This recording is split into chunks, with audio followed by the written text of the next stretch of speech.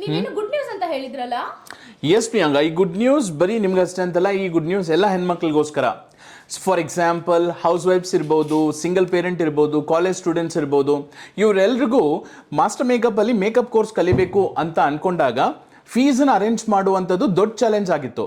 So ಇವತ್ತು ಆ ಚಾಲೆಂಜ್ಗೆ Master Makeup Student Academy break ಕೊಟ್ಟಿದೆ. ಏಕೆಂದ್ರೆ ಎಲ್ಲ ಸ್ಟೂಡೆಂಟ್ಸ್ ಕೂಡ ಇನ್ ಮುಂದೆ ಜಾಯಿನ್ ಆಗೋರಿಗೆ ನಾವು ಬ್ಯಾಂಕ್ EMI ಫೆಸಿಲಿಟಿಯನ್ನ ಪ್ರೊವೈಡ್ ಮಾಡ್ತಾ ಇದ್ದೀವಿ.